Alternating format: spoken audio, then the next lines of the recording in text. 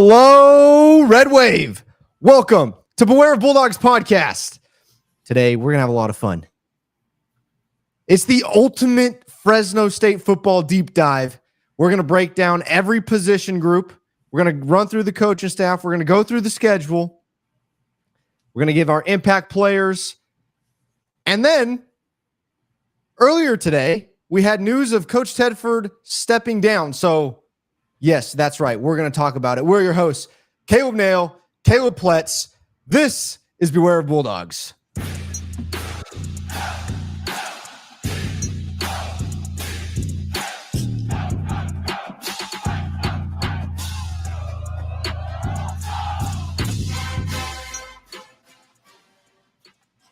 All right. Caleb Pletz, thank you for joining as always. I'm really excited for today. As you can see, I put my Hawaiian shirt on. My family actually left me for tonight. They said, "Have fun, Dad." No, they're going to help out other family stuff. So I can be as loud as I want tonight. But Mr. Pletz, first, before we get started, how have you been this past week? Before we started, I heard the baby crying. You know, I'm sure you're staying busy. Yeah, yes. Happy to be here. And yes, a lot to talk about. A lot of news. Maybe some expected this, maybe not. We'll get into it all. Yes, we are. My son's bedtime is moving up a little bit, so he should hopefully be asleep by 7:30. So my wife is handling that solo right now. So, but yeah, things have been good. Just enjoying the summer heat, enjoying that I have a pool, so can't complain about that. And yeah, just counting down the days for football. I know that the video game came out. I don't have it. I didn't get the new system yet, and I don't have the new game yet. But that's a big maybe once I play. I'm planning on playing it tomorrow with my brother. So we'll see. Okay, that's pretty sweet. Yeah, no, I am. I'm making it through work, but man, is it tough watching all this stuff come out on the new game. It looks awesome. I still have the old game loaded up though. It still works. I still have my Fresno State Dynasty from about, 2014. So we're still getting through. Haven't even made it through the 60 years yet over there but we will talk about the new game a little bit coming up. But if you're in the chat on YouTube or on X, make sure you follow, subscribe, hit the like button, comment down below. And if you're live in the chat right now, comment where you are enjoying the show from. I see Gilbert's here and Bulldogs Bob's here. Good to see you guys. We will get to the Fresno State deep dive quickly here, but we do have a couple things to touch on first. This is going to be the order of operation for tonight. We're going to touch on a baseball player and a football player, specifically those two. And then we will jump into the Fresno State football deep dive. So, Caleb, I want to talk baseball first. Tommy Hopfe, stud, was drafted today in the MLB draft. He goes to the Rockies. I think a lot of fans out here probably aren't fans of the Rockies, but we're fans of Bulldogs being drafted. What are your thoughts on Tommy going in the MLB draft? Yeah, I'm really happy for him. I know that he was one that I think most Bulldog baseball fans were very surprised that he was not picked after the previous season. So luckily for the Bulldogs, they got one last year with Tommy Hopfe, and he put on another stellar show on both sides, hitting, defense, and pitching too. So it'll be interesting to see if he, how he specializes going forward in the minors. But yeah, I'm really happy for him, and hopefully he'll be able to get a good crack at it. I know the minor league baseball grind is a grind for sure. So as long as he's willing to tough it out and hopefully get better, I would expect him to move up just because he's a competitor and a really talented guy. So I'm really happy for him. Yeah, I'm excited for Hopfe. You think the Rockies being there, having their single A team in Fresno had anything to do with it? Honestly, you could have asked me who the Grizzlies affiliate was, and I would not have been able to tell you. So I mean, maybe I guess if they have, a bigger scouting presence here, then yeah, maybe they got some extra live eyeballs on him. Good, as they should, because he deserves it. Tommy's going to be great. I think. Well, actually, Bulldogs Bob brings up in the live chat right here. Someone from the Grizzlies said, "Let's draft Hopfy." EJ Andrews moved up to high A. So EJ Andrews, former Bulldog, plays for the Grizzlies and has moved up. So good for EJ. Caleb, what is the news from the recruiting trail before we get into the deep dive for football? Sure. Yeah. Big. I call it a big commitment last, was it yesterday or maybe the day before? Offensive lineman Daniel Boyd. Looks like he's out of Nevada. So 3-star guy, and certainly looks the part, like big guy. So 6'4", 290, class of 2025. So I think he's projecting as an interior lineman. We'll see. But this is one of the position groups that is going to be one of our biggest question marks here, and especially going forward too, because for how shaky Fresno State is at the offensive line position, kind of how we're seeing it, they're also really old on the offensive line. I mean, they have a whole bunch of seniors that are going to be done, out of eligibility this year. So we're going to need some new blood in here going forward, after this 24 season. So to have, some more reinforcements coming in, I think is really important. I agree. I'm always excited to see offensive line commitments. We saw, excuse me, I should say, we talked about before the end of the transfer, before the transfer portal was closed, we talked about we'd like to see offensive line commits coming in. We didn't. We saw a lot of wide receivers. We didn't see a whole lot of O-line. Now for this next class, we're starting to see the O-line commitments come in, which makes sense at this time of year. We're losing a lot of guys, and here we go. Now it's time. Speaking of college football and the Fresno State football team, the biggest news to come out of Fresno since probably DeBoer leaving is Tedford stepping down. So today there was a press release over social media. That's how I saw it, that Jeff Tedford went to the doctor. Doctor said, you need to stop. And here we are. He has decided to step down.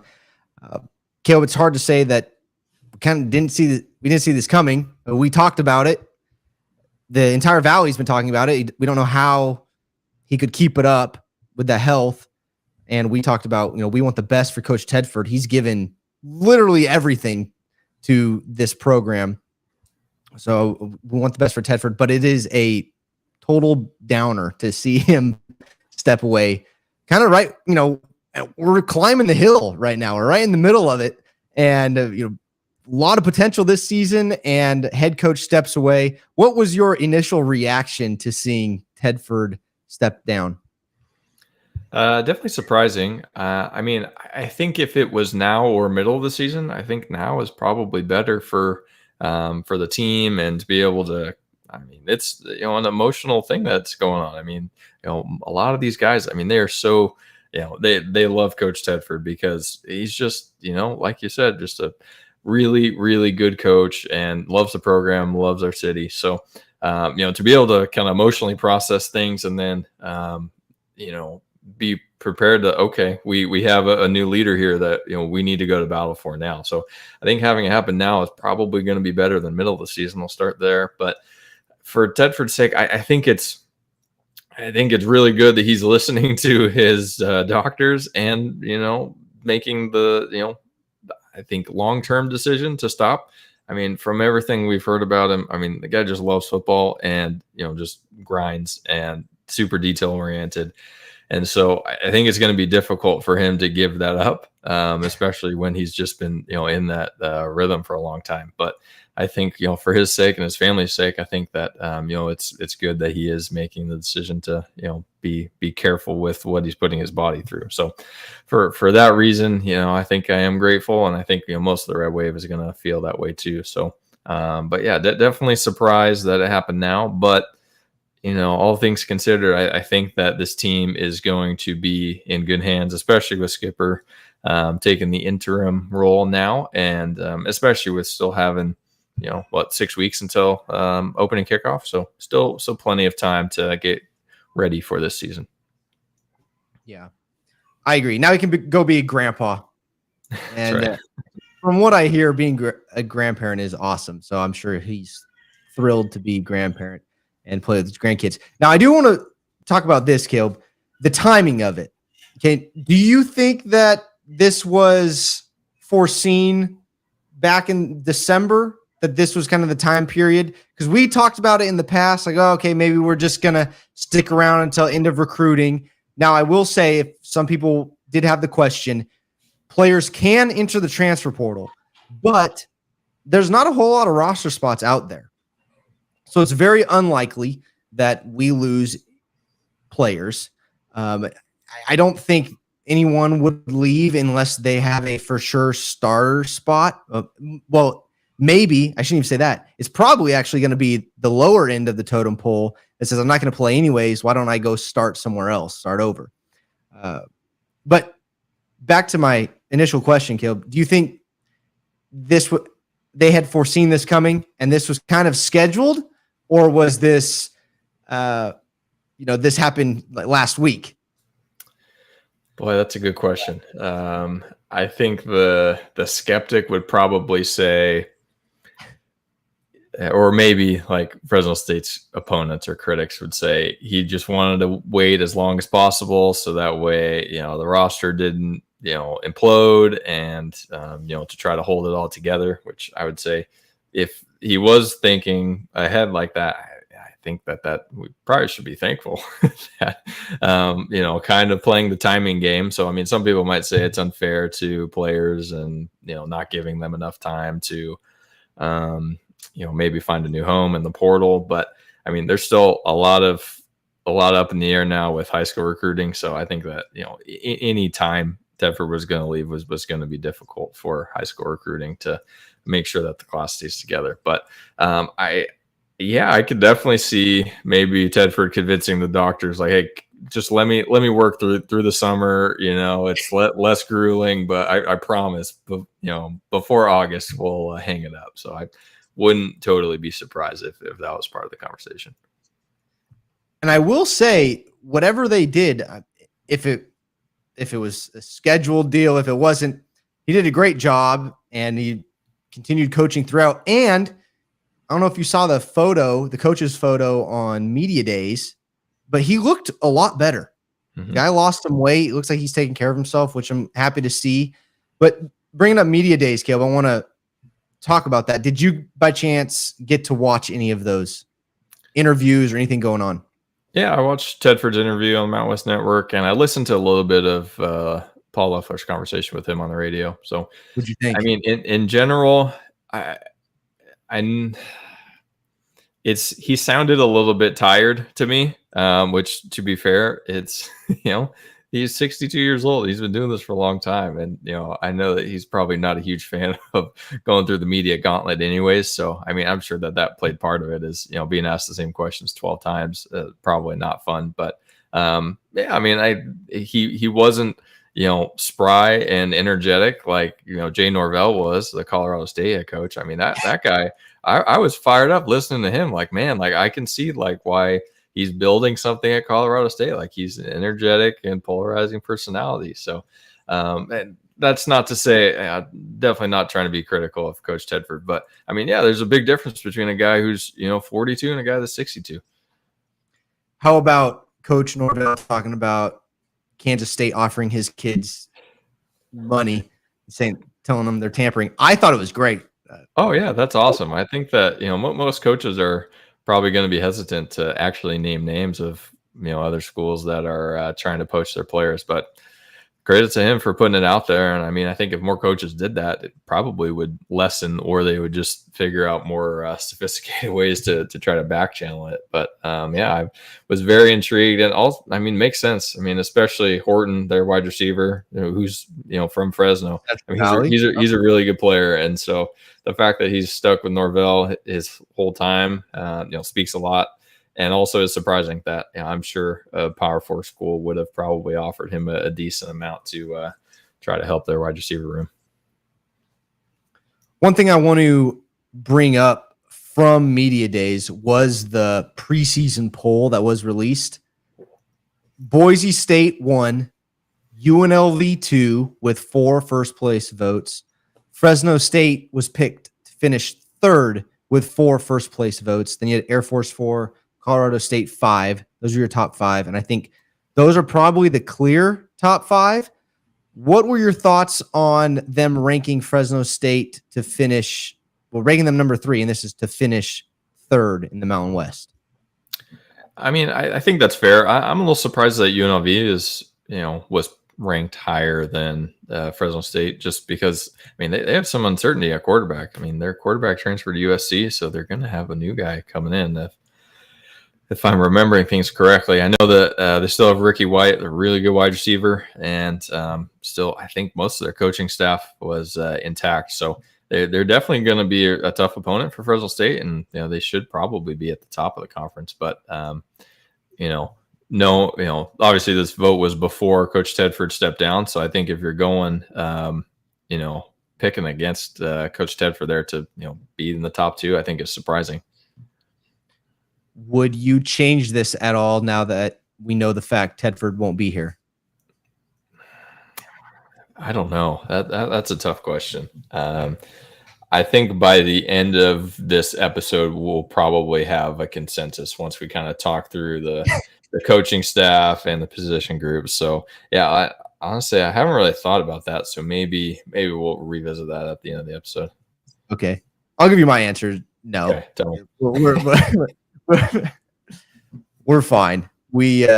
I will say this, and we say it every year. I don't mind being looked over. Mm-hmm. We're always looked over. That's just what happens, other than a couple years. But shoot, every time we're ranked in the top 25, we lose. I would rather be looked over and let's go hunting. That's what, as Bob says, this program does better as the hunter historically. I'm down to go hunting week in and week out. We don't get Boise this year, which is crazy, but we do get UNLV.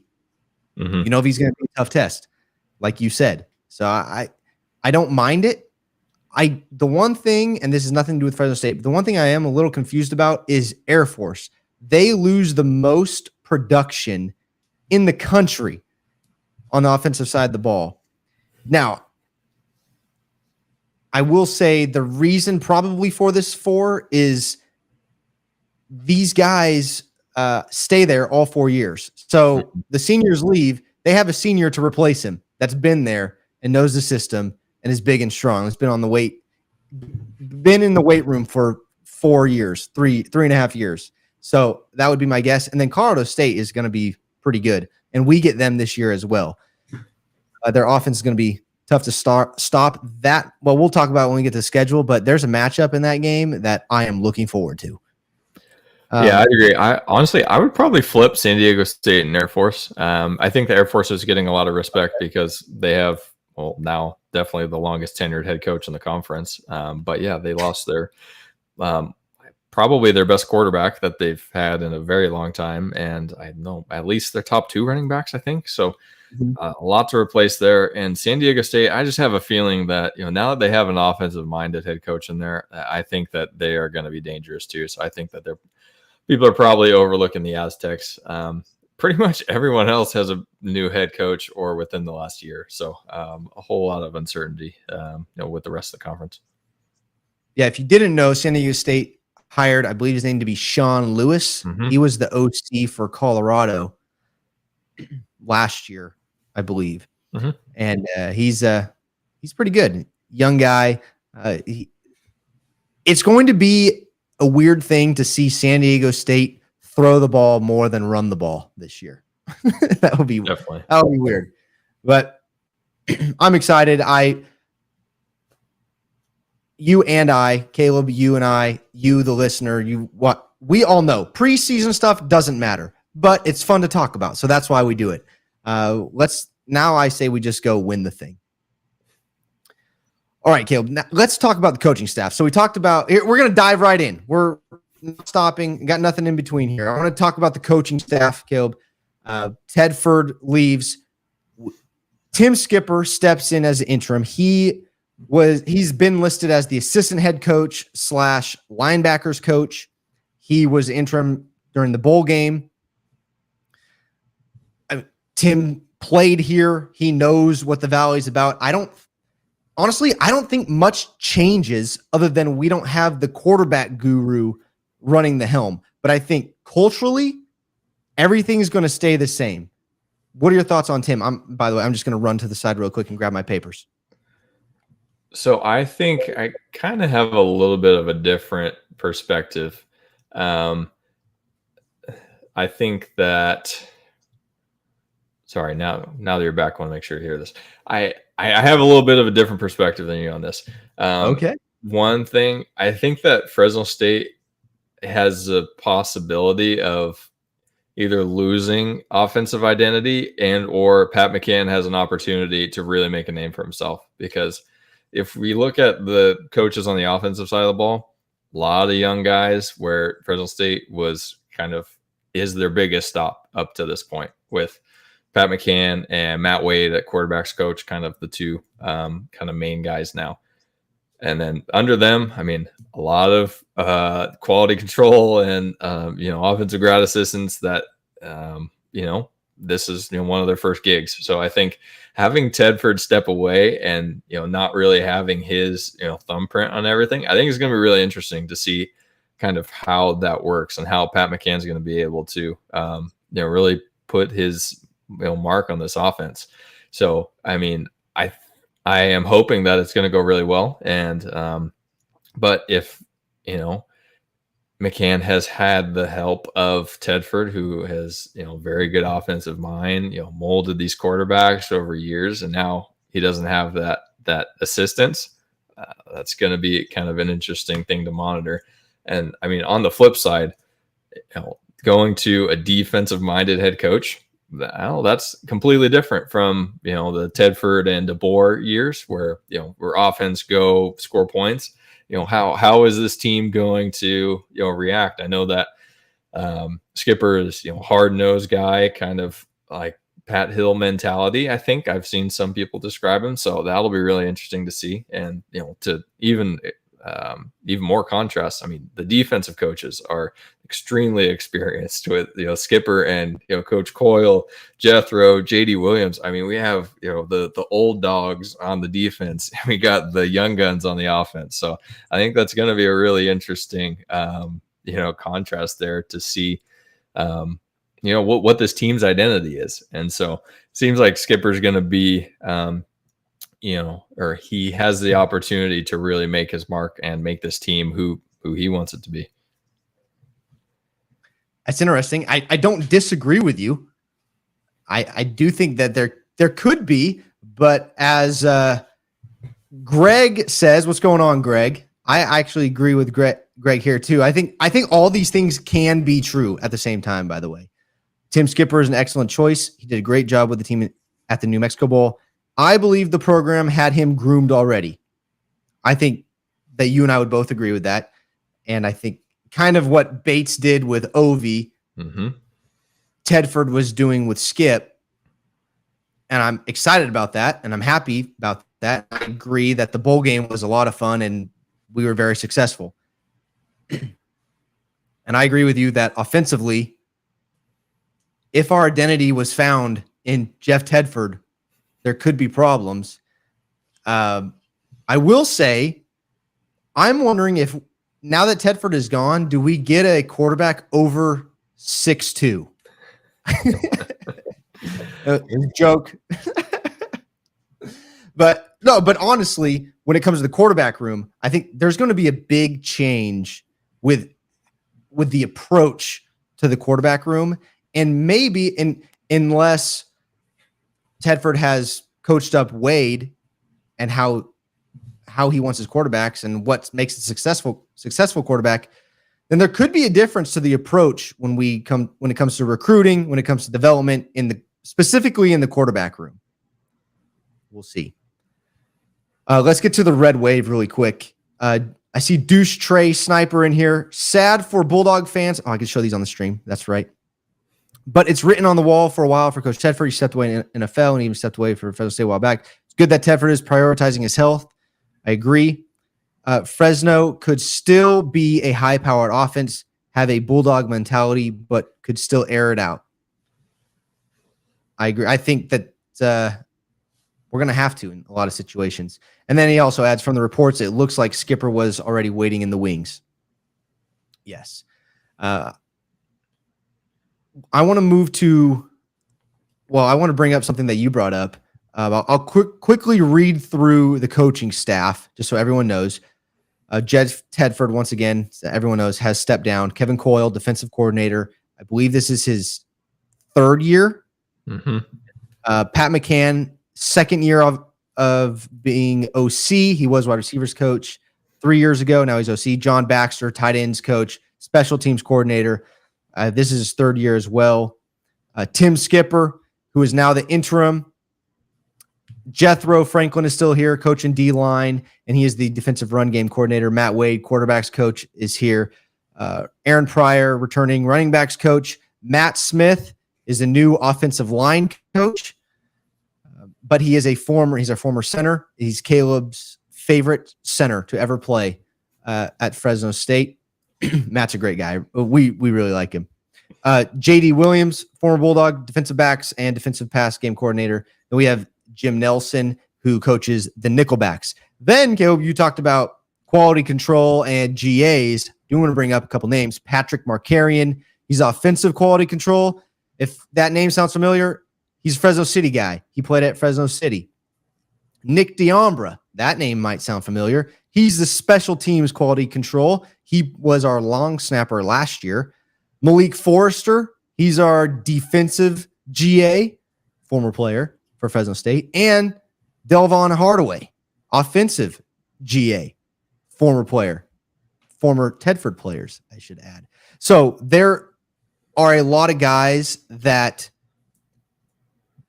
know what it takes to win.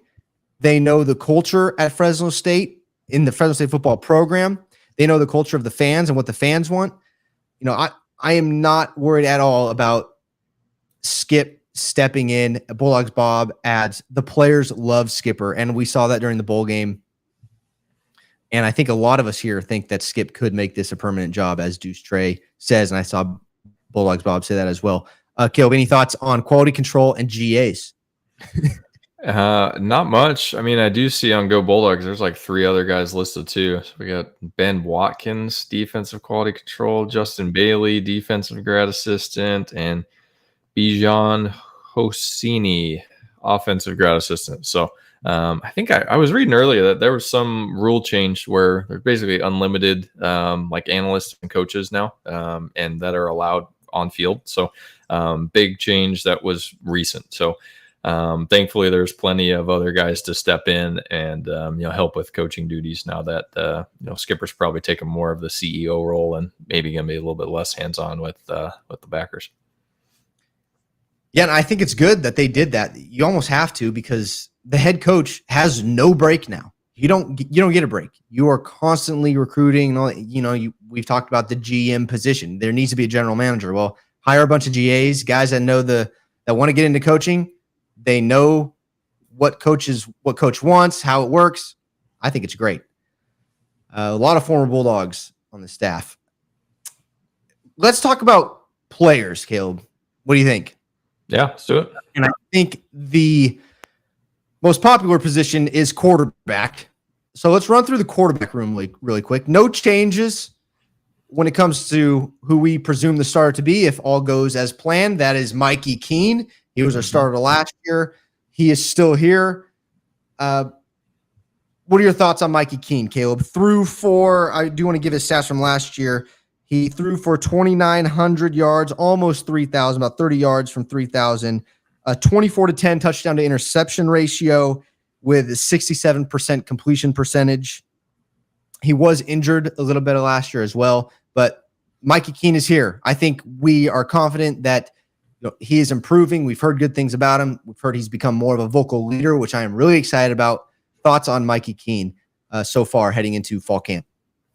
I expect big growth from him. Not literally, but his game. That, like you said, another year in the program. Owning the playbook and the terminology, and just having more experience, and being able to take a leadership role. I know that's got to be hard for a guy transferring in to a new team, trying to just learn everyone's name, and then being expected to be a leader. I mean, that's got to be tough. So having another year under his belt, I think is going to be crucial for leading the offense for sure. And then, I mean, as long as he has some time to actually move around a little bit in the pocket and make a throw, I mean, he's a really dangerous player, and definitely on the top end of the Mountain West. I believe he was first team all preseason Mountain West. So most of the conference agrees with me there. So I think as long as we can keep him healthy, I mean, his knees and ankles aren't banged up like they were last year. I mean, I'd expect him to have a really, really solid performance, but a lot of that hinges on the offensive line and how much time he's going to be able to have. Yeah, I agree. I went against my policy, Caleb, and jumped right into the next topic before I hit the red wave in the chat. So this is how we'll do things. We'll talk about a position group. Then I'll get to you guys. If you're saying anything, have questions or anything in the chat, and then we'll move on to the next position group. So I missed some things on the coach. And others receiving votes says, we're going to need a new linebackers coach. Any thoughts on new linebackers coach? I have one name in mind, Caleb. If off the top of your head you could think of one. I mean, the only one that comes to mind is, a guy that kind of pops up on my Twitter every once in a while is Marcus Riley, who was a beast. I think he's coaching JUCO ball, like maybe in Sacramento area. But I'd expect them to fill it with an analyst. But yeah, Marcus Riley is really the one that kind of pops up. But what about you? Yeah, Marcus Riley, and I think another name. I believe I don't know if he's still in the CFL, but Travis Brown. Yeah, I believe he was coaching. So there, Chris Carter. I think he was helping out USC, doing something with USC. I think he's at UCLA now, like some sort of, but more in like, I think it was a like general manager type position, like something like that, like in the personnel. He's in the LA area. Mm-hmm. So those are the names that come to mind. I'm sure they got it taken care of though. And then Dustray says there's one big name, Lane Kiffin, but there's also Tim Skipper. We're taking Skipper. And prayers to the Kiffin family. His Lane's father passed away this past week. So, okay, let's finish out the rest of the quarterback room. Joshua Wood returns. Jaden Mandel returns. Both of those guys are going to be competing for second string, number 2 guy. And the thing that keeps coming up in my world is, does the guy that loses out transfer? What do you think? Under normal circumstances, that's definitely a possibility. I think with Coach Tedford at the helm, less likely nowadays, or at least now with today's news, maybe that's a little bit more of a possibility for Fresno State. I think that we're expecting Jaden Mandel to start at number 2. That's kind of where he was in the spring and in the spring preview, with Joshua Wood still recovering from surgery from last year. So I think until Wood is like fully healthy and competing for reps, I'd be surprised if he if he left. So I'd expect those 2 guys to be competing for the whole season to try to get for position, because Mikey might have a killer year this year, and then he's off to the NFL or something else, and then it's up to either Mandel or Wood or some other guy behind them to take the reins, the following year. Obviously, that's looking way too far ahead, and we're just worried about 2024. But I'd be surprised, and obviously this late in the year to see either of those guys leave. So should be Wood and Mandel competing for spot number 2.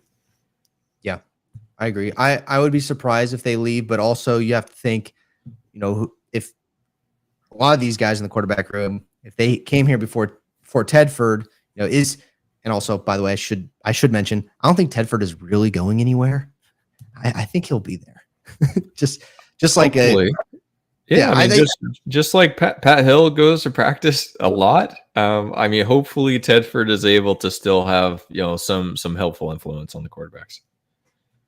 I think he will. So that's why I'm not too worried. But there could be thoughts of players that came here because of Tedford. Well, now he's not going to be here. I'll go somewhere else, hop somewhere else. But anyways, to finish out the quarterback room, Deshelle Weaver is a freshman from Moraga, California, and Jack Jacobs, redshirt freshman from Santa Clarita, and Joseph Campbell, he's a junior who actually played for Garces in Bakersfield.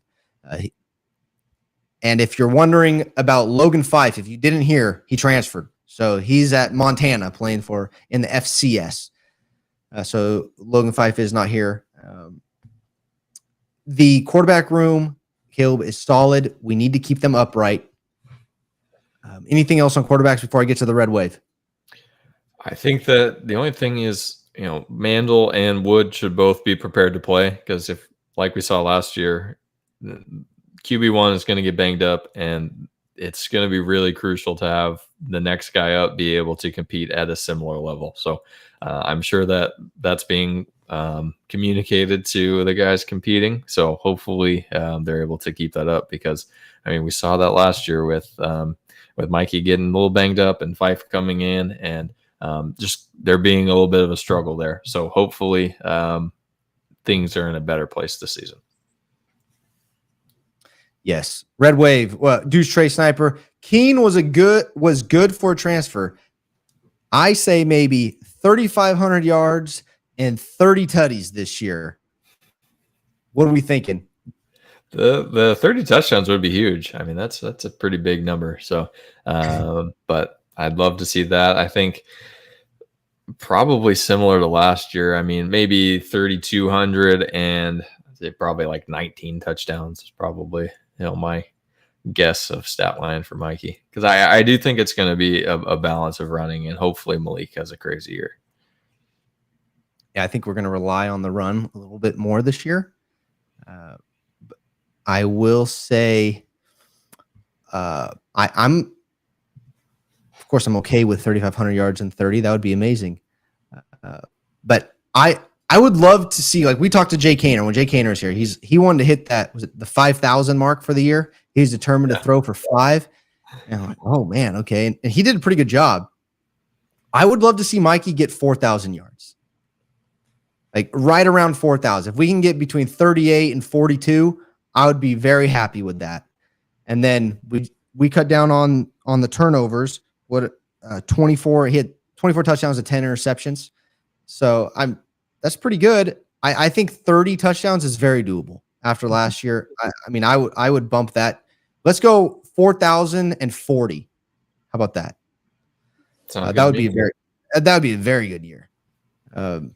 Bulldogs Bob, O-line needs to play better, but Mikey isn't that big. Hopefully he has more muscle than last year. If he stays healthy, we will be fine.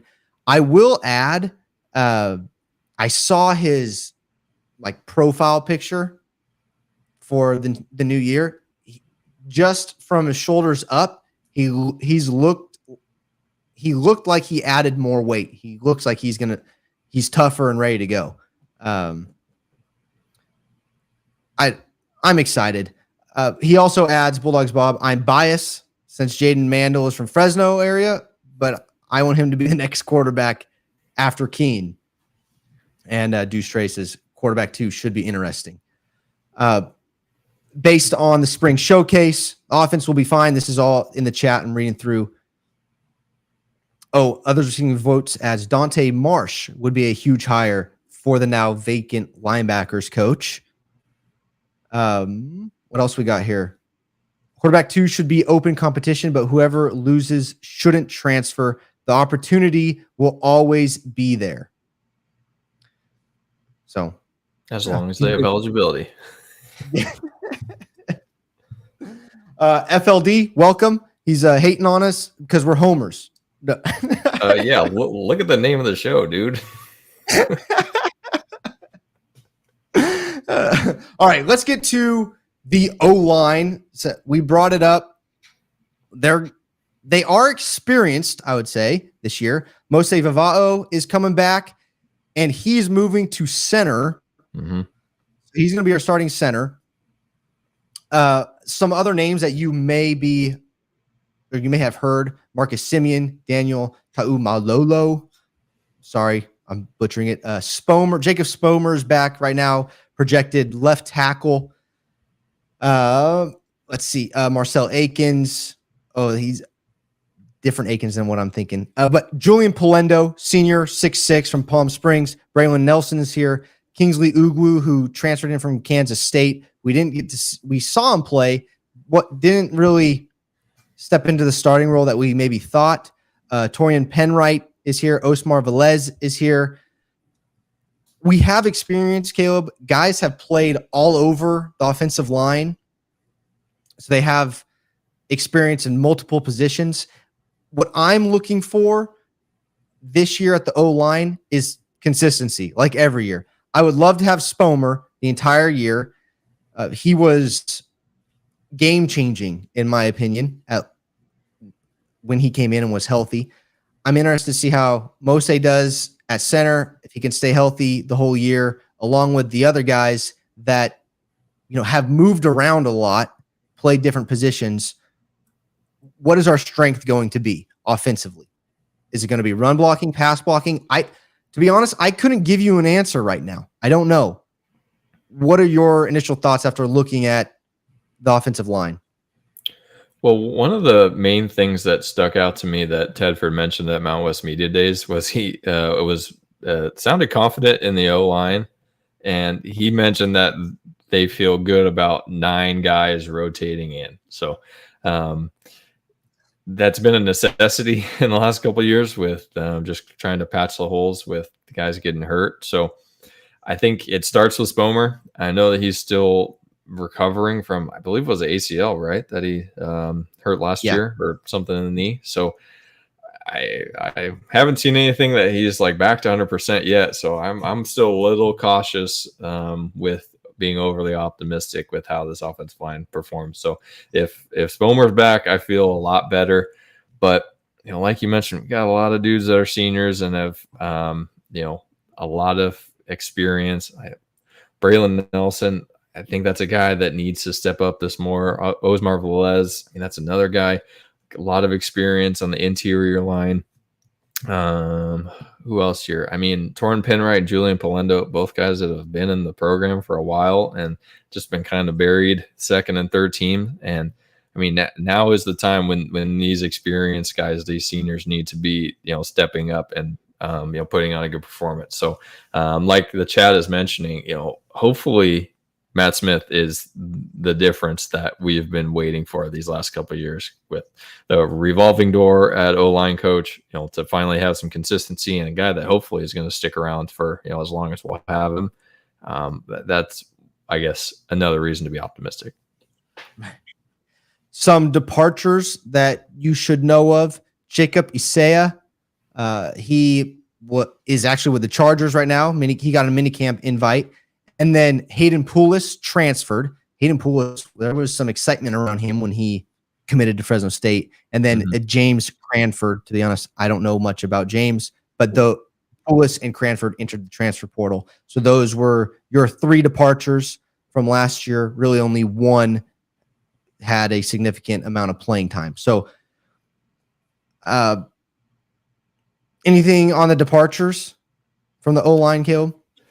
Not think so, or I don't think so. The only thing was, you already said it, Polis, I was pretty excited about just being local. I think it was from Hanford, and then looked pretty good at Fresno City, and then just didn't didn't quite pan out. So, but we have the guys that we have, and hopefully Coach Smith is able to put together the right formula for getting the right guys in the right position. The Red Wave, what are we talking about? We're talking about Matt Smith. It's really up to him. We've had a lot of changes at the O-line coach position, so it's nice to have a former Bulldog who is motivated. Deuce Trey Sniper adds, and I've seen a lot of this. I've watched other like Fresno State deep dives, and they talk about the offensive line and how great it's going to be. And that's because a lot of people just see what's on the paper. He adds this, but it's how they gel as a unit. A lot of moving pieces, versatility. I agree. We've struggled with health. I don't know if and that affects how we quote gel unquote. And it has affected how many times our quarterback gets sacked or is under pressure. I should even add that. We're short arm and throws because we got to get rid of it. So this is the key position group to Fresno State's season. If you're wondering, what does Fresno State's season bank on? Yes, the defense got to stop teams, which we had trouble with last year. But I think if the O-line is solid this year, on both run block and pass block, it's going to be very hard to stop us offensively, and they could be the difference maker in games. That's my last thing when it comes to the offensive line. Deuce Trey Sniper adds, O-line seems to be jack of all trades, but not dominantly great at one. I agree. Just landed 3-star O-line player yesterday. Yes, you'll have to go back to the beginning. We talked about that. We threw that in at the beginning. So we are adding depth there. I do want to move to the running back, Skilled. Okay. The running back room, I would say, is probably our deepest room. We have returner Malik Sherrod, Devin Rivers. We have a freshman, Bryson Donaldson, Central Valley Christian CVC out of Visalia. I believe, was he the player of the year over here or in his? I know he was a beast. I mean, he put up some monster numbers in the playoffs, so I would hope that he got some sort of recognition. Ryan Workentine, sophomore. He played at Reedley High School. Jonathan Arsenault is still here. Brandon Ramirez, he redshirted last year. He's listed as a running back. We also know he played safety, but they say he's playing running back. He went to Sound King Memorials from Hanford. Charles Greer Jr. is here, and then senior Elijah Gilliam. Malik Sherrod and Elijah Gilliam will be leading the way. They were the 1-2 punch last year with Devin Rivers stepping in here and there. I don't think anything changes. I will say I like what I think will happen is Elijah Gilliam may get a break because that guy is our between the tackle, run somebody over back. But with Bryson Donaldson, if he can put on some weight, I mean, he's coming in listed at 5'11", 207. He can give Gilliam a break here and there. Malik Sherrod and Devin Rivers are very similar in body build. But when it comes down to it, Malik Sherrod, he's the guy. He's electric, and he is hilarious on the mic. I love listening to him. And then it is also Elijah Gilliam. What are your thoughts on the running back room? Well, I think this year is Malik's big opportunity. He proved last year that he has what it takes to be the feature back in the offense, but did struggle with some injuries throughout the year. And if we think back to the Boise State game where he was just playing out of his mind, I mean, if we can get that every game, then this is going to be a really dangerous offense because he can be a really special player. And then, behind him, Gilliam is just really consistent with running the ball, running straight ahead, which, we do appreciate when you just need a couple of yards, no need to dance, just go and get it. And then the other name, Jonathan Arsenault was, being talked about pretty highly, especially coming out of spring. So between those three guys, a lot of experience there, plus having 5 or 6 guys deep of young guys just waiting for their turn. Someone has to be able to break through, and so maybe the difference maker is who's able to pass block the best. I know that was something that kind of dinged Rivers a little bit last year, was, missing some critical blocks and making it a little tougher for Mikey. So I think that has to come into play here, is who's going to help back up the offensive line, because they're, going to need some a little extra help. But my hope is that Malik just goes crazy. I mean, he's fifth or sixth year senior at this point, so he's been here. He knows what it takes, and I think he's ready to be the focal point of this offense. Yeah, he's the guy now. He is the guy. So, and I know he's ready to carry that.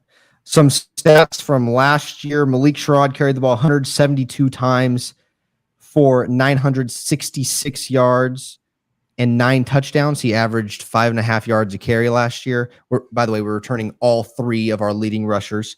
Like we said, Malik Sherrod is number 1. Then Elijah Gilliam carried the ball 95 times for 397 yards, 5 tutties. He averaged 4 yards a carry. That's insane, by the way. 5 and 4.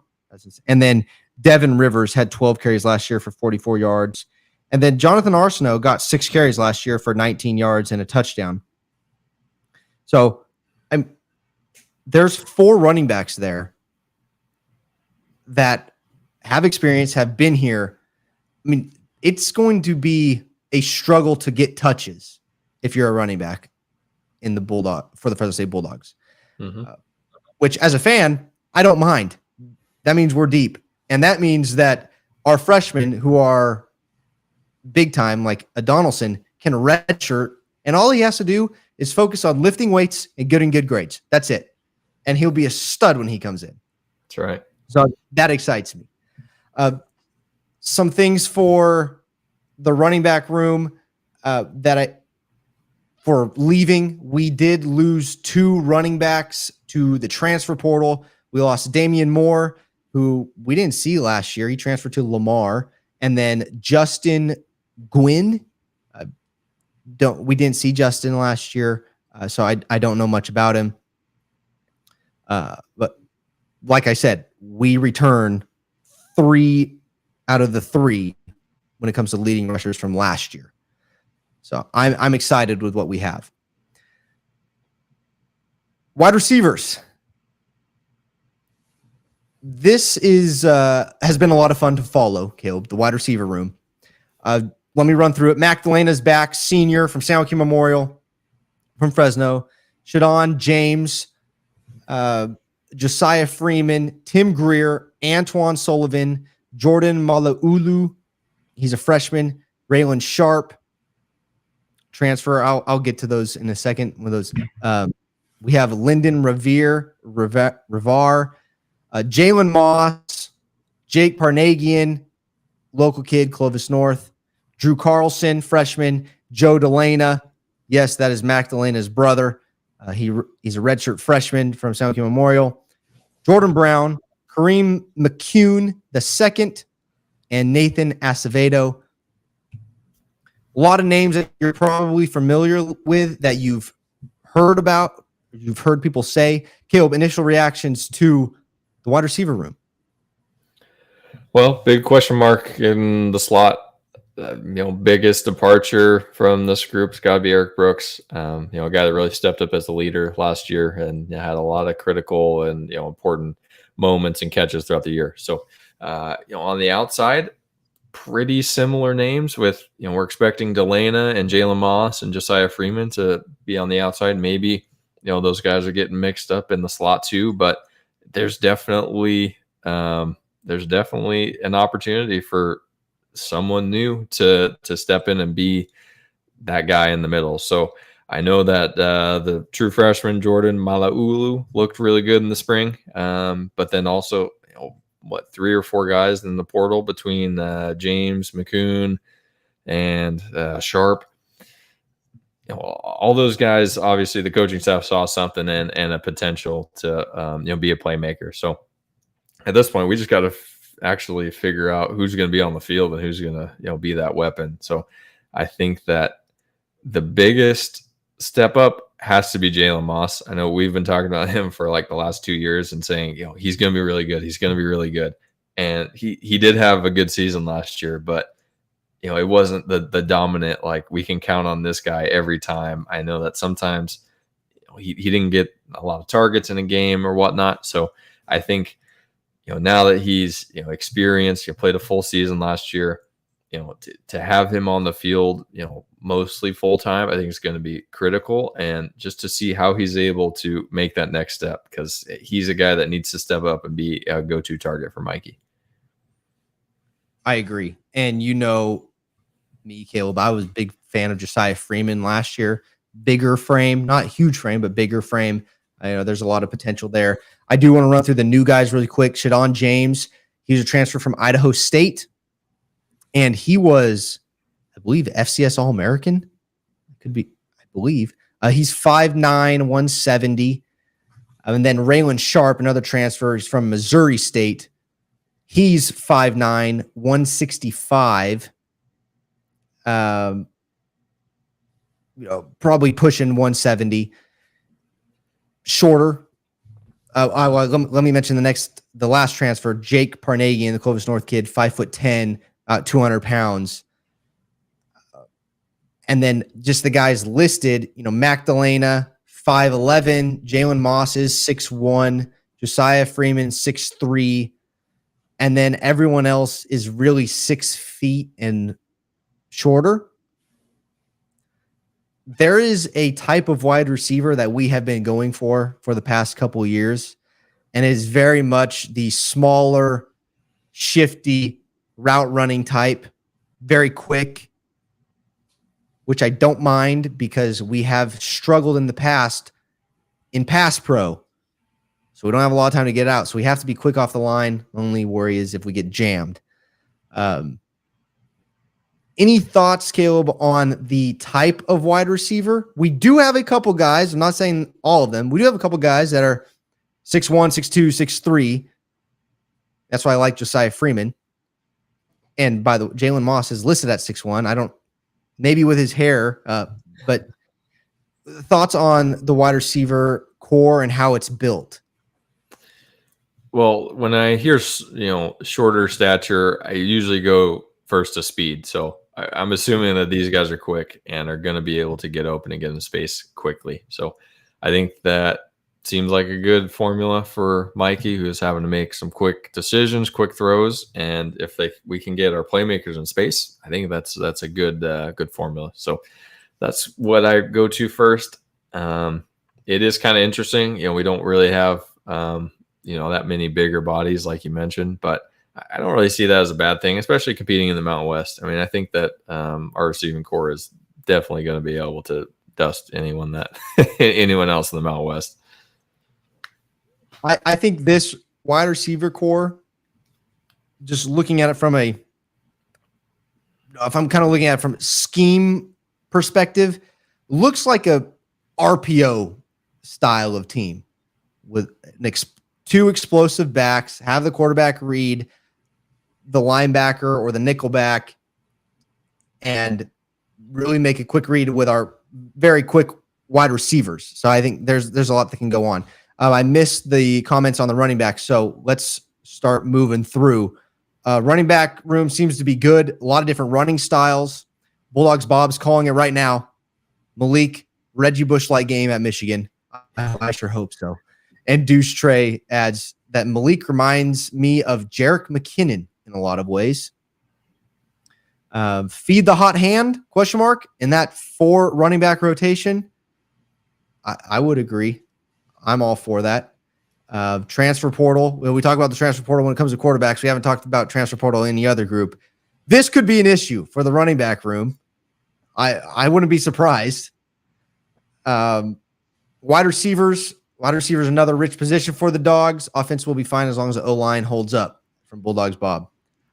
Deep, young, lacks experience. Let Magdalena cook in the slot. Shadon James could be good in the slot if they want Mac Moss Freeman to play on the outside. I think that is very much a possibility. I also think that the 2 transfers, the FCS transfers, could very well be special teams returners. Mm-hmm. Wide receiver types for Fresno State, sub 6 foot, and are shifty and speedy. And then Bulldogs Bob agrees with you, Caleb. Size isn't as important as the route running and the ability to catch the ball. I think very good point, Bob. We need receivers that can catch the ball. And I think Devontae Adams is, he's a freak. Like, he's big, he can jump out, but he's not going to outrun you. But he will destroy your ankles route running, and he catches everything. Mm-hmm.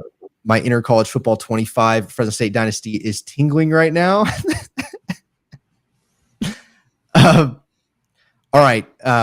Okay, tight ends. Before I forget where we're at. Tight ends. So, well, actually, I should say who we lost when it comes to the wide receiver room. Eric Brooks, like you mentioned, Jalen Gill, who's playing for the Chargers right now. Eric Brooks having a good old time in the CFL for the Calgary Stampede. Amorie Edwards, Michael Barkley, Artis Cole transferred to UL Monroe, Jason Doss transferred to Towson, and then Joshua Johnson. All those players are no longer there. We did have to replace a lot, but I think they did a good job. Tight ends.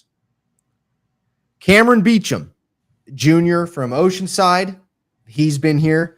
I will say the one thing about Cameron Beecham is every time I see him, he looks massive. He's huge. Jace Nixon, freshman, 6'5", 220 from Liberty High School in Bakersfield. Tyler Carr, does that last name sound familiar? Yes, you would be correct. That is David Carr's son. He's a redshirt sophomore from Bakersfield Christian. Tyler Carr playing tight end. Jake Boust, there's the returner that we all love and know, seniors from Sanger Banger, and Jake Tarwater, Jr., Richie Anderson, redshirt freshman, and last but not least, Brock Liam, redshirt freshman, listed at 6'5". Caleb, another position group that's deep. I've seen a couple of these guys playing spring previews. They're exciting. They're a lot of fun. They definitely have their roles, though. We have our blocking tight ends. We have our receiving tight ends. Our one loss, I believe, was Trey Watson, transferred to Texas A&M after DeBoer left to Alabama. He is Trey Watson to Texas A&M. But so we have snaps that are open. I believe they will go to Jake Boust just because he's been here the longest. He got a lot of snaps last year. Thoughts on tight end room? I like how balanced it is in terms of like upperclassmen and younger guys. So I think that we know what we're getting with Jake Boust, and hopefully Cam Beecham can make a step up and being more of a receiving target threat. But then also to have 3 freshmen that are basically just getting bigger, getting reps, ready to take these guys' places once they're done. So I do like that we do have that balance there. So I just don't know if the tight end position is a huge receiving target in the Pat McCann offense. I think we kind of diagnosed that was a bit of the frustration for Trey, and why he decided to move on, which we certainly didn't blame him with how good of an athlete he was and ability to be a playmaker. So that'll be an interesting development to see if any of that changes with Tedford stepping away, if there's any more focus on the tight end in terms of receiving. I'd kind of be surprised though, just based on how many receivers that are out there wanting opportunities. So I think it comes down to blocking and also the heavier set formation. So I think that we know what we're going to get with Boust. He's a good blocker, and besides that, I don't really know what else we have to expect from the tight end room. I mean, are you expecting a big receiving threat, or just to be there, do your job, and block, and maybe catch a touchdown on goal line formation? Caleb, I have my expectations is to block, to help the O-line block. What I'd like to see is McCann mix up play calling and give defenses different looks. Do I think that'll happen? No. But I don't mind. I mean, 2 years ago, I saw Tyler Carr get loose as a freshman in the spring game, and I liked what I saw as a receiver. the younger guys, I don't know too much about, like these freshmen coming in. They're huge. So I think we can go win a lot of jump balls in the red zone. I like that. I think play action in the red zone will be fine, but we have Elijah Gilliam for that. So, I don't think there's going to be a whole lot of usage when it comes to tight ends and them catching the ball, and even catching the ball in space. I don't know. I didn't see that in the offensive scheme last year, where Trey Watson was catching in space and have him go make a play. That's what our wide receiver group is. They get open and go they're shifty, make plays. So, it's hard to say what exactly we're going to see from the tight end. My expectation is that we will be very good at blocking and help our best players. You want the ball in your best players' hands. That's Malik Sherrod. Let's help Malik Sherrod be successful and block for him. That's, as of right now, that's what I can say, because last year we didn't see much. I will give you Jake Baus stats and receiving stats, though. Eric Brooks was our leading receiver last year. We lost him. Jalen Moss comes back. He didn't lead the team, but he has the most receptions as of returners with 55 last year, had 706 yards, 6 touchdowns. Mac Delana is next on the list after it was Jalen Gill, but then now we have Mac Delana with 47 receptions, 500 yards, 3 tutties. Then we had Malik Sherrod. Then after Malik was Josiah Freeman. Josiah only had 19 receptions last year for 249 yards and a touchdown. And then Tim Greer did have 7 receptions for 92 yards and a touchdown. So Elijah Gilliam and Malik Sherrod were up there when it comes to receptions and yards. And then we did lose our leading receiver and our third leading and 5th leading receivers. And one of the 5th being Trey Watson. So we are losing production there. I think that's going to be a question mark for people looking at it on paper. I don't think there's a need to worry, though. All right, what is the Red Wave saying? Sanger banger. Tight ends look good at the spring game. We won't miss Trey Watson. I think Beecham will be the main receiving tight end while Baust will be a blocker. What do you think about that, Caleb? You agree? I think so. I think I've said this a couple times. We know what we're going to get from Jake Baust, which I think is an asset because, and we know that he's going to be a solid blocker. And I think, like you said, Beecham is just like a beast and like freaky big and freaky strong. So to be able to try to maybe harness that into some, receiving and playmaking ability is really, really intriguing. In the spread offense, Deuce Trey Sniper. Let's see. Fresno State tight ends will get limited touches, but it's only because in the past few years, Fresno State playmakers been great, but now maybe they might feature the tight end a bit more. That's a possibility. I do think, though, we still have playmakers that they would rather have touching the ball. Yep. We'll see. That's why I think a lot, maybe play action in the red zone, or maybe like a 2nd and 4, we're hitting Beecham or Baust on a little out route there. Let's move over to the defensive side of the ball, Caleb. I'm going to start with the DB, the secondary. So Cam Lockridge is back. I'm praying he stays healthy. The guy's a beast. Jordan Piero, Alzillian Hamilton. Alzillian Hamilton is probably going to be the other starting corner on the other side of Cam Lockridge. He did play last year with Cam hurt. Kosi Agina is back. Jaden Davis, Julian Neal, who we got to watch last year play. Amarian Ashley went to Edison High School in Jacksonville, Florida. Sorry, different Edison. Jakari Embry, Cameron Braca is back. from Buchanan High School and Fresno City, starting safety. Justin Johnson, Guerrias Grimes, sorry guys if I butcher your names, Jamarian Briggs from Stockton, Jaden Carrillo, Cameron Cole, Keontre Harris, Dean Clark is back, starting safety, Tommy Nix, Ryan Wilson, Leal Muzan, and that finishes up the secondary. Tommy Nix, by the way, freshman from Clovis East, go T-Wolves. Thoughts on the secondary, Caleb?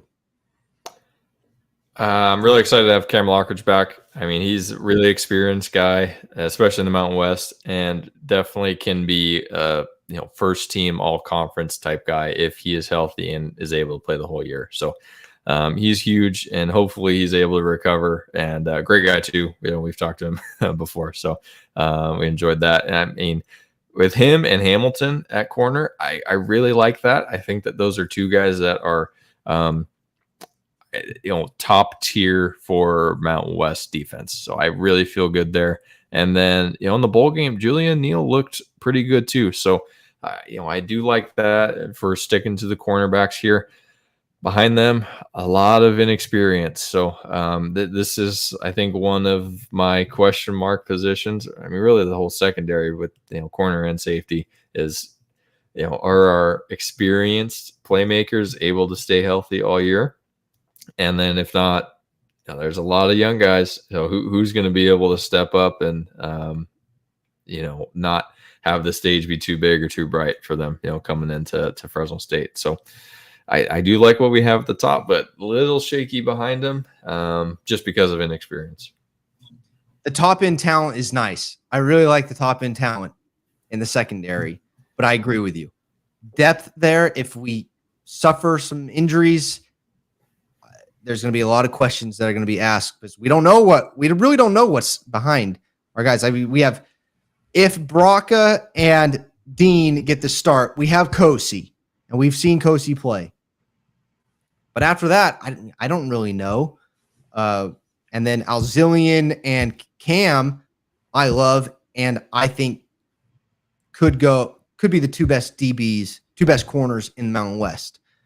Yeah, of course I'm biased, but I do think so, especially Cam. Cam is very good. So I'm excited. If we stay healthy, that's going to be a very scary group. Mm-hmm. Well, and there's a question mark too of whether Braca is going to play safety. In the spring game, he was lining up at nickel, and they're kind of moving him around a little bit. So, I mean, that's intriguing too, because that's a big hole to fill with Maurice Norris moving on to the NFL, I think with the Lions. So, but, I guess he can still kind of fill in there based on, what happens. But I think I like Braca there, and to get him and Kosi and Dean Clark all on the field, I think that is intriguing, and having a lot of experienced guys that are, able to make plays. That's important. So I wouldn't be surprised if that's how they start. I mean, they kind of previewed that in the spring, but behind them, again, kind of same story. A lot of newer, inexperienced guys. Yeah. Cam Lockdown Lockridge, we're calling him. Let me get quickly to players that left.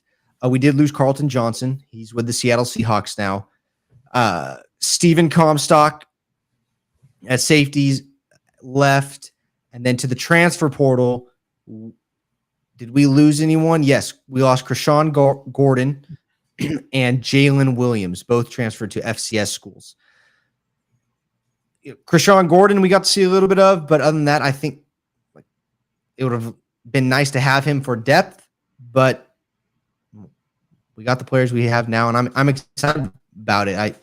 Especially I forgot Braca was showing a little bit at nickelback at the nickel position, and his toughness fits that position.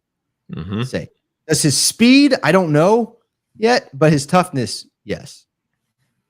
Right. And I mean, if we're talking about nickels, if we're moving there next, Justin Houston, I feel like he's been around forever, still here, and struggled last season, injured, and some other issues. But then also, the transfer from Arizona State, R.J. Regan.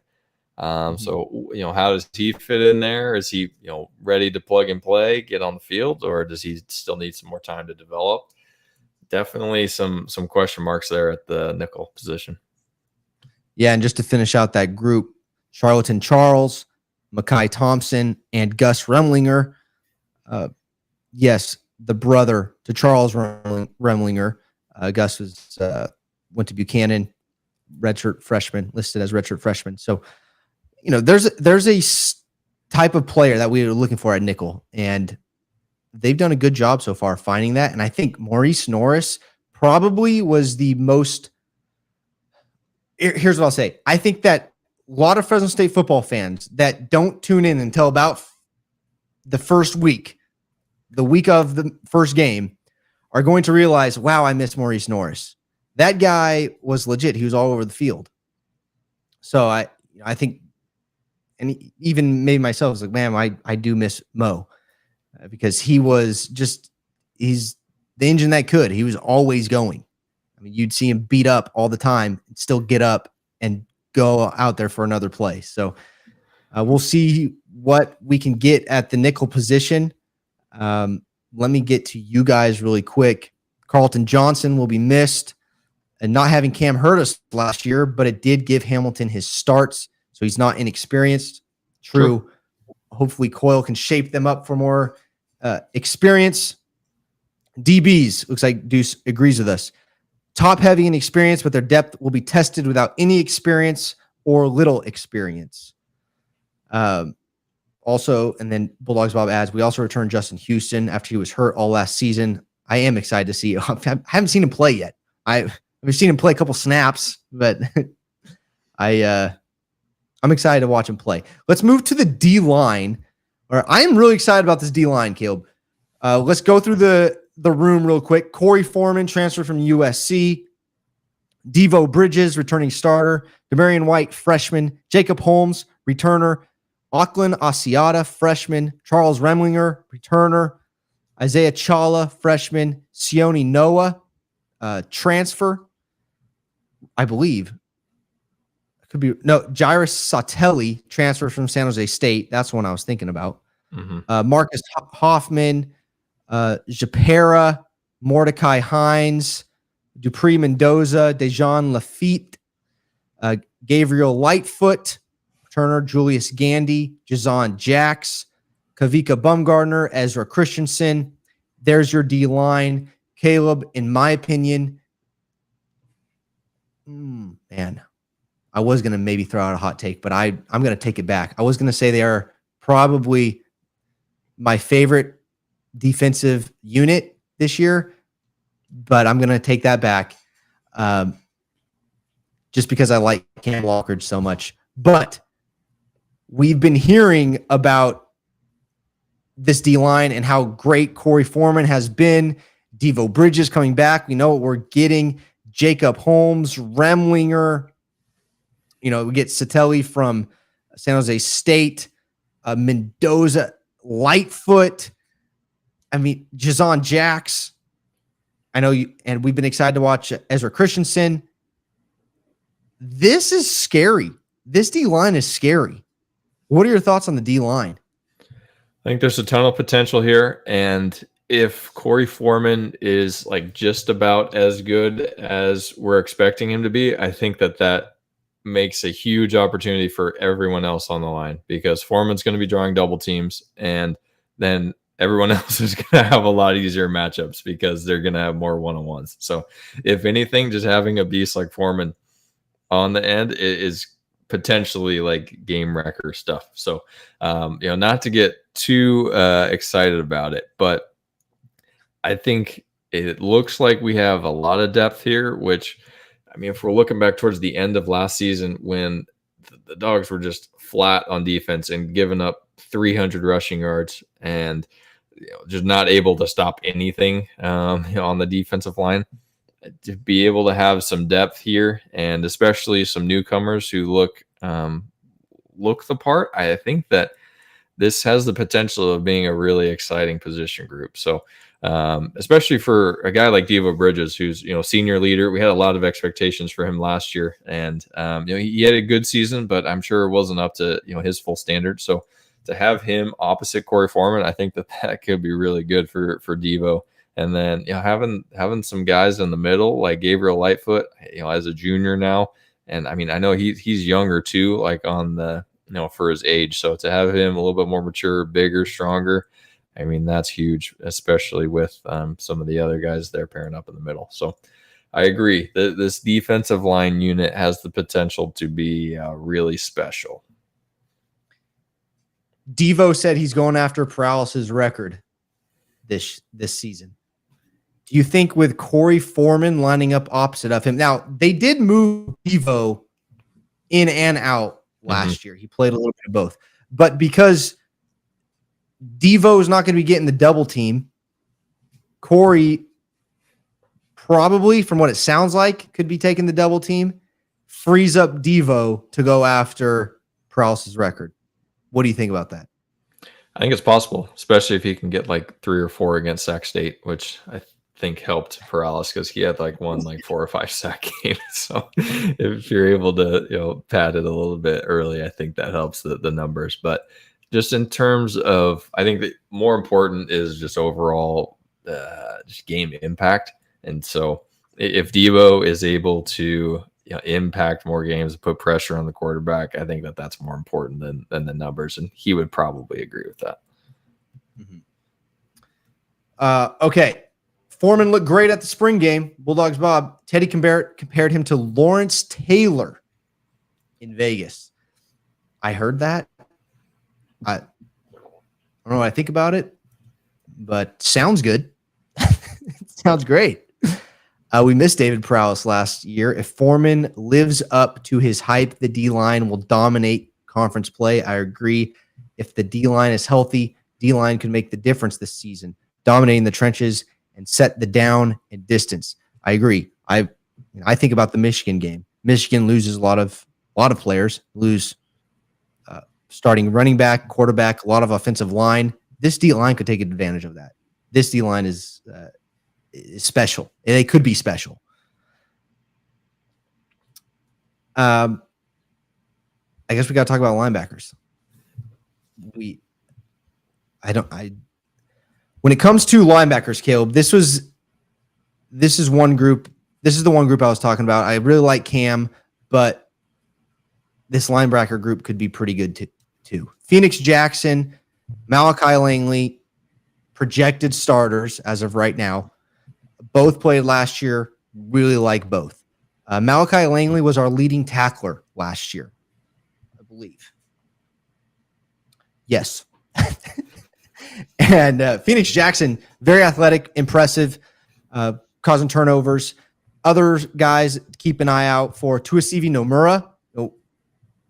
He played edge rusher a little bit last year, played outside, played linebacker. He's going to be fun. R.L. Miller, redshirt freshman. Logan Stute, the local kid from Buchanan, freshman. Zeke Brenham. Tim Thomas, who, Caleb, you are excited to get to see play. Caden Rogers from Buchanan is here. By the way, Tim Thomas from Stockton. Titus Kajavi from Clovis West. He's a true freshman. Tyler Mello, senior from Hanford. I'd love to get to see Tyler play a little more. He's one of those players that got the chip on their shoulder, flies around.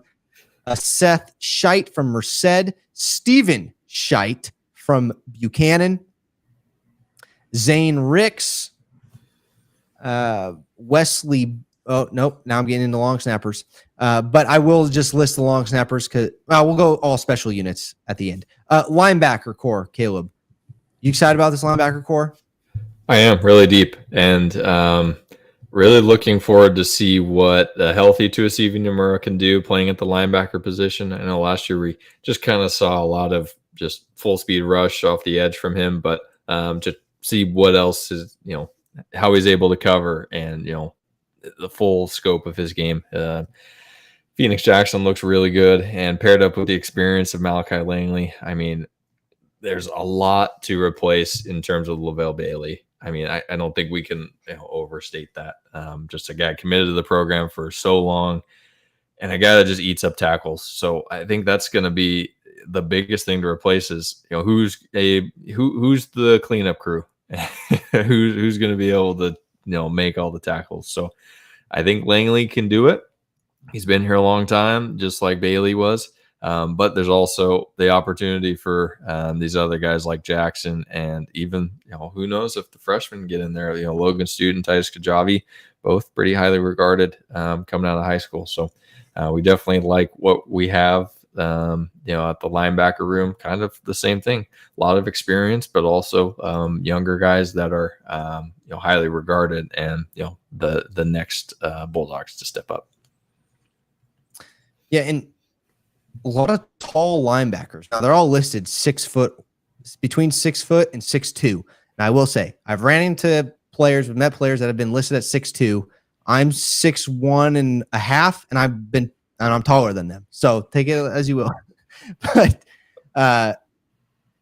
this is a deep position group, Caleb, and this is what I was thinking when I was talking about probably my favorite position group, because we're really only playing two true linebackers. If we're running like the 4 down linemen with the 2 linebackers, because we're deep here. We only have 2 on the field. We have a deep group. So I'm excited for this. I will say, just for all the numbers guys out there, Malachi Langley led the team in tackles last year. Behind him was Dean Clark. So our 2 leading tacklers from last year are back. I want to add, we didn't talk about Dean Clark too much. If Dean Clark takes the next step, are we looking at, another Evan Williams? He was compared to Evan Williams a lot coming in. He wasn't quite at that level, but I think this year, with another year under his belt, Dean could be a special player. And ultimately, you hate to see your safety leading in tackles, because that means, they're getting to that second line, third line, but he makes plays at the line of scrimmage. And I'd like to see more of that and be all over the field, kind of like that Evan Williams type. Do you see him taking that next step? I think so, and especially I know you're working with Coach Coyle, who works with the safeties and highly regarded defensive mind. So I think that really is going to help Dean. I know he's probably a step slower than Evan, but that's okay. We don't need to dwell on past players.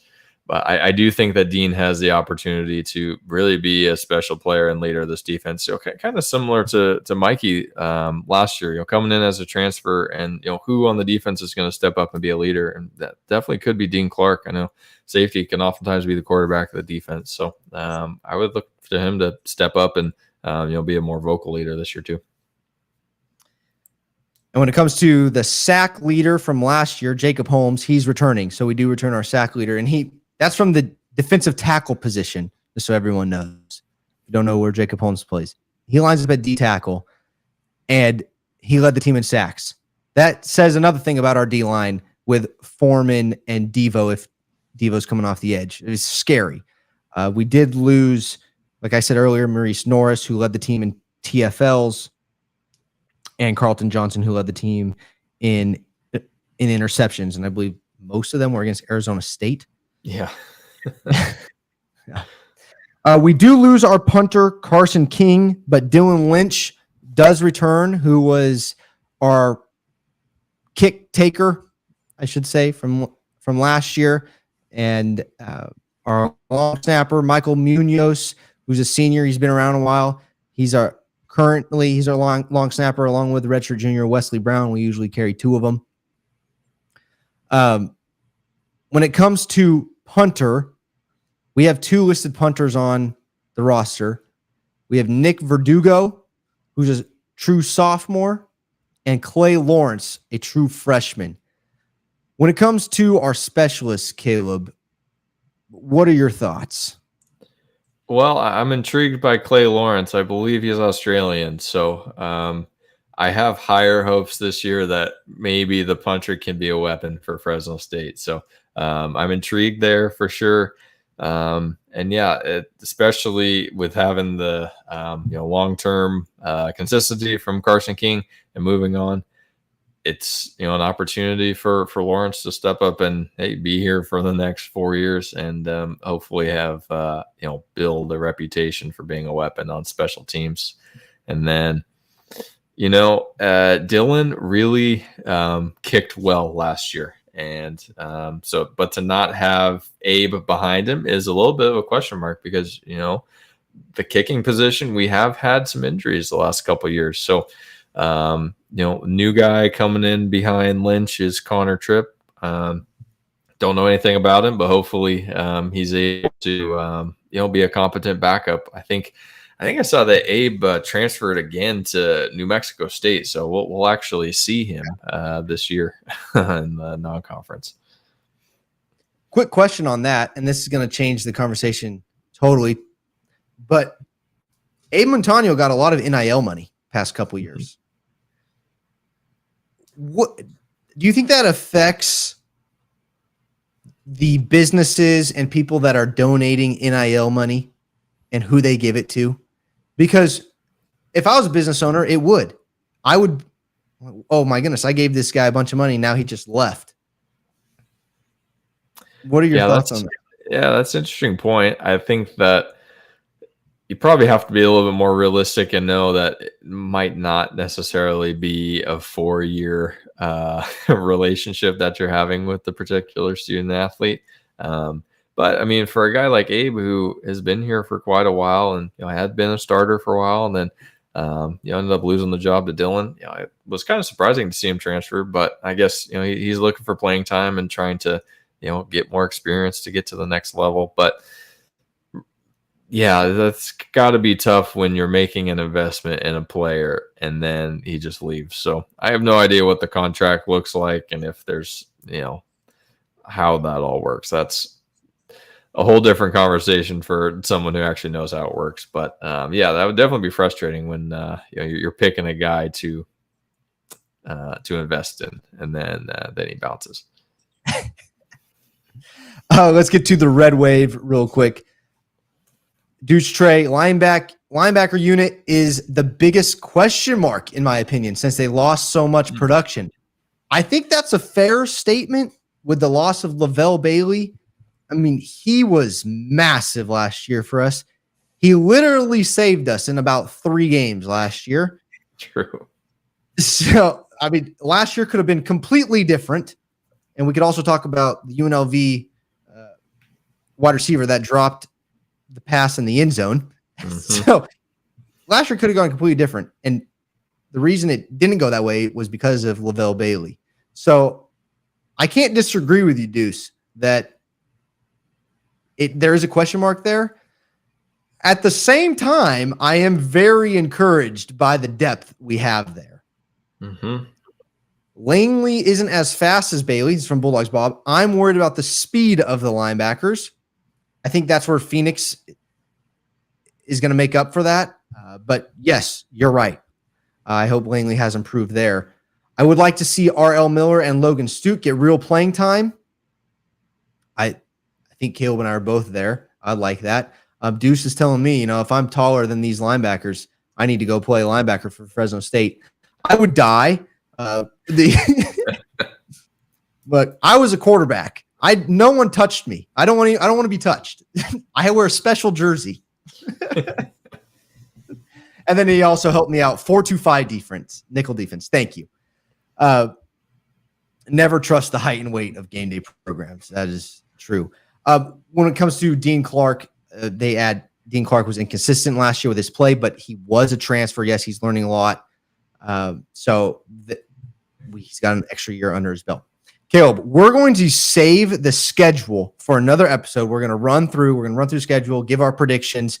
It's going to be set in stone, and then everybody's going to hold us to it. But before we do that, a couple things, Caleb.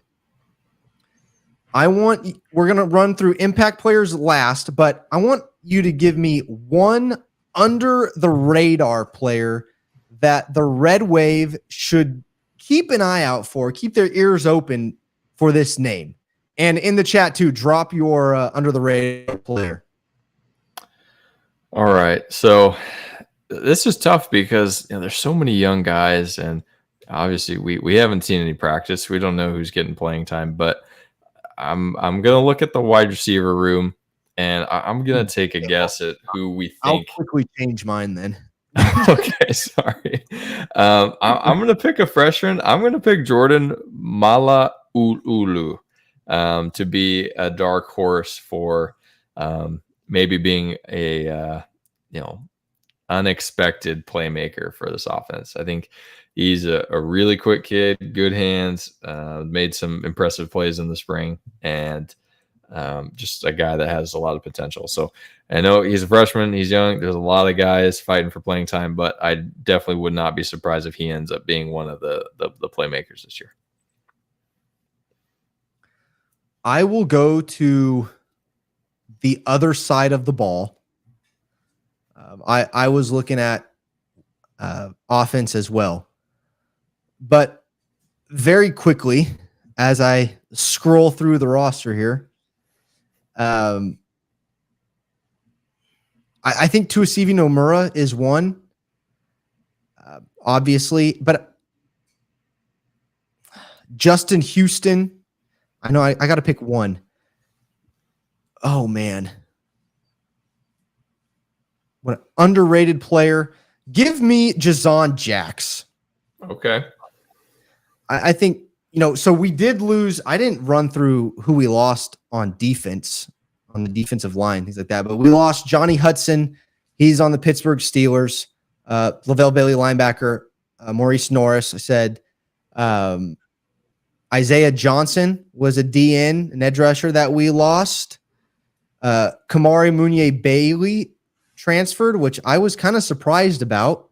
I liked his motor. Raymond Scott, linebacker, Tanner Blunt, both those guys, linebackers that entered the transfer portal. But I think Jazon Jacks might have an opportunity off the edge, and we may hear his name called a little bit. And I like his size, 6'4", 260, 270. I believe he's pushing 270 right now. So I like his size. I think it could make some noise. Jazon Jacks on the defensive line. What's everybody saying for under the radar players? My under the radar player is Tim Thomas for defense. Good I pick. like that. Yeah. I'm going to say Bryson Donaldson gets a lot of touches at the running back position. That wouldn't surprise me at all. And I hope he does. I'd really like to see him. The quarterback green jersey at practice. Good thing I'm just a volunteer coach. Deuce Trey Sniper. Caleb, now I want to talk about impact players. So we talked about a lot of players that returned, and then we're going to end on this. 3 impact players this year. You got to give me 3. It could be on the same side of the ball, different side of the ball, but give me 3. All right. Are we trying to not be like chalk, or does it not matter? Because I think that for Fresno State to have a strong season, Malik Sherrod has to be an impact player, just with leadership and then just expectation of being the workhorse running back. So I think you have to start there. And then to compliment him, Mikey also has to be an impact player too, because I think it's tough to have an elite offense without an impact player at quarterback. So with those 2 guys in control and dominating the offense, I think that's going to be critical for Fresno State. And then if we're going on the defense, I think I'm going to have to take our guy, Cam Lockridge, because being able to have a shutdown corner is crucial. So if those 3 guys are playing to their full potential, I think that this is going to be a very dominant team. I like that. I don't. I will pick all different off the top of my head. I think the first one, I'm going to go with Mose at center. Experienced leader, and the reason I'm picking him as an impact player is he's going to have to be the leader of the offensive line, and for us to go, we need the offensive line. Like, let's put in the football world, you're only as best as your weakest link. We're only going to go as far as our O-line takes us. And Mose is the leader of that O-line. He's an impact player. I think Corey Foreman is an impact player. I think he knows the expectations that are on him, and he can have an impact by not doing anything. Yeah. Well, I shouldn't say not doing anything. He can have an impact by drawing double teams, right? He may not be in the play, but he'll be having an impact on plays by taking people out of plays. Does that make sense? Yeah, totally. So there's that. And then I'll go with Dylan Lynch. Okay. I think Lynch, if drives stall and drives inevitably stall, we need to have confidence that our kicker is going to knock it in for some points. He has been that for us. So and knocked it in from both hashes. Yes. We've struggled from the left hash. Mm-hmm. But if Lynch can be that guy, that solid kicker that we can rely on, you hate to rely on a kicker because you want to be in a position where you don't have to. But if we have to, he's going to make an impact. And so I think he has that potential, the most dangerous word in the English language, potential, but he has that. And I think there's, that's what's so fun about football is it's a team sport. You have to have impact players all around the field because if one person doesn't do their assignment, it's over. Forget about it. So, yeah, I'm going with Mose at center, Corey Foreman off the edge, and Lynch kicking the ball. It's going to be fun. Let's see. What else? My impact players. Malik Sherrod, Corey Foreman, Cam Lockridge. Sherrod, Jalen Moss, and the QB2 winner. That's actually a good point because you need to have a good backup. So that's a good pick, and that could be, more important than we know here in the preseason. And competition is always good. It's always nice to have some competition behind you and push you to be better. So I agree.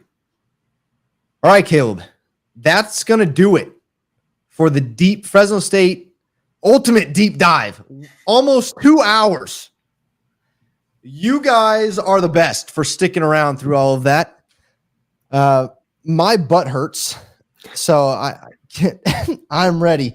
But next, we will be later on in the year. We'll let you know. We'll be talking schedule, and oh wait, don't leave yet. I totally forgot the mailbag. Make sure you guys remind me of the mailbag because I'm trying to get used to this. Kevin, how many sellouts will the Dogs have?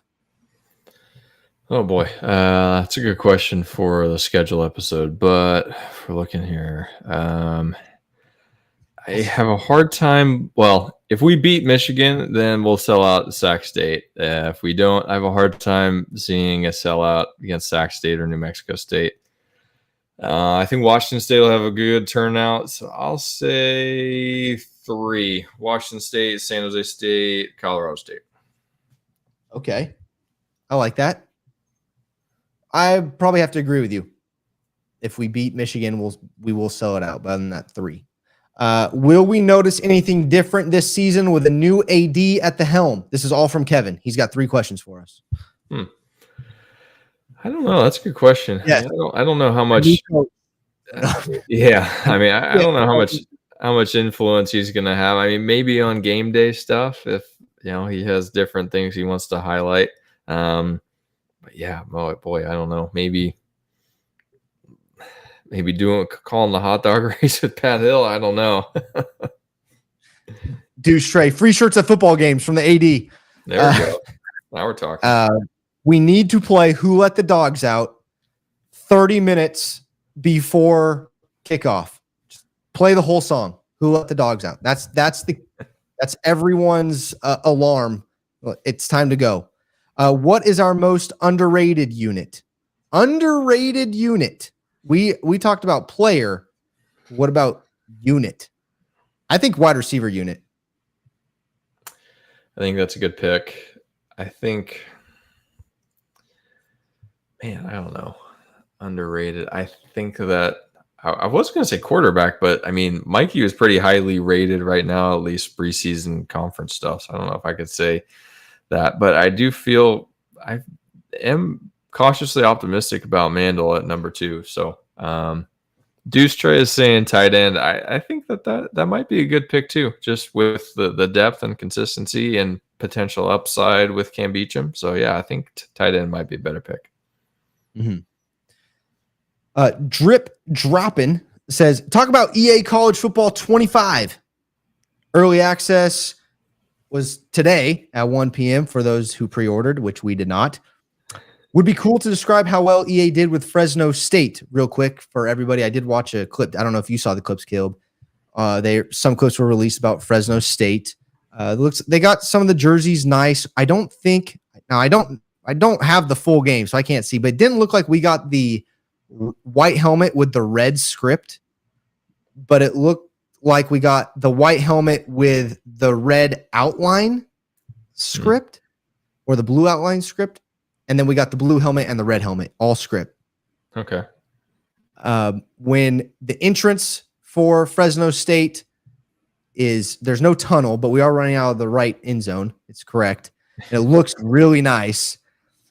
But the clip that I saw, this fight song seemed off. Did you notice that? I didn't watch the clip, so I don't have any insight here. Okay. I did talk to my brother right before we went on. I asked him about this, and he said, you get a first down, our first down song comes on. The band plays our first down. It feels like you're in former Bulldog Stadium. Sweet. And he was having a great time. And I hung up on him because I don't have the game. I didn't want to hear any more about it. So I was getting jealous. Talk about the throw up emoji. Love for Boise by BA. Boise State jersey reveal was done via EA gameplay, and EA released a touchdown gameplay using Boise State. And also, I'm just adding this on, their initial video release of the game opened with the Smurf turf. So yeah, there's a little bit of love for Boise there. I don't know. I can't stand them, but I will say Boise's got a good team this year. I'm kind of afraid of Ashton Jeanty. Oh yeah, Jeanty's dangerous. I mean, you can kind of put Boise in the Oregon category. Like they really care about how they look and what's on their jersey. And I don't think that's a blue collar dog mentality. I think we need to care less about what we look like and just go and play hard. Then Robert Polvado says, are you going to be able to talk to the new AD sooner rather than later? Well, actually, I'll tell you, I was DMing him today. So we're working on it. And there is a conversation going back and forth. It wasn't just me sending out in DM and then hoping. There is a conversation going back and forth. It's in the works. Do you have any new things planned for this football season? Caleb and I have not sat down and had that conversation yet, but if you have any ideas, let us know. But we really do not want to be used for our good-looking bodies. We already do that enough with our dancing. So please don't use us for our bodies. But if you have anything, let us know. Why don't we use fireworks anymore? If we can't use fireworks, then let us use drones. I'm going to guess climate activists and money. Those are my reasons for not using fireworks. However, I disagree with all of it. There's only Saturdays out of the entire year that we get to score touchdowns in Bulldog Stadium, former Bulldog Stadium. We should shoot off every firework possible. I mean, I live in the outskirts of the Central Valley. There's plenty of people that have those fireworks. We can find them. That would certainly make it more exciting. But yeah, I honestly I'd kind of forgotten that was part of like my childhood college football. So that just kind of brought back good memories of scoring touchdowns, and then Ryan oh, Matthews. there was actually a holding penalty, and so the fireworks were for nothing. But Oh man. Drones though scare me. They kind of scare me. Not gonna lie. Very cool, but kind of scare me. yeah, very cool. Not quite as like loud and exciting as fireworks are, but apparently they are the future of sky light shows. I heard that. All right, let's see what the Red Wave is saying. There's clips on Twitter, former Twitter, X. Yes, that's where everything's at. If you guys want to go see, and we're on there as well. I don't know if I said that. You can follow us at beware_Bulldogs on X. Jalen Moss, 92 speed on the game. Corey Foreman has 87 speed. Oh, baby. That's fun. I want the big Bulldog tunnel. I didn't see the tunnel on there. I'm sorry. I did see the ramp, though, Bulldogs, Bob. The ramp's there, but no tunnel. Blue Turf, the roster. Fresno State needs to send more game day materials. I will say, I don't know if I sent this to the right person or entity or what. I tried to find what they are sending in. I didn't get anything back, so I don't know. I probably sent it to the wrong person, got lost in the emails. I don't know. And then Deuce Straight adds about the fireworks and a drought. I will say, Deuce, don't let them lie to you. 2023, the most water we ever had in the history of California. That's a fact. And we've had decent rainfall as snowpacks past couple of years. 2023, the most ever. Insane. It's just we don't keep our forests clean. I mean, even the Native Americans that were here before us, they did that. They cleaned up the brush. They knew. For some reason, we can't figure it out. And that's what we get for putting the government in charge of our forests. I'll say. Anyways, all right. We'll end there before I get going too much. Bring the fireworks back. I think the Red Wave wants that. Let us know. The second Caleb and I get consoles and get the game, I really want to start an online dynasty with all you guys. So we'll have a big online dynasty going on. I know we can have 32 people, I believe, in there. So if you have it, we will let you know when we get that. Let me grind for a couple weeks and make some money, and then I will be there. So but thank you guys once again. 2 hours, you're still here. I appreciate it. Caleb, thank you for taking time away from your family. Tell your wife, thank you for me. I will. All right, everybody, stay safe, stay healthy. God bless you guys. And as always, go Dogs. Go Dogs.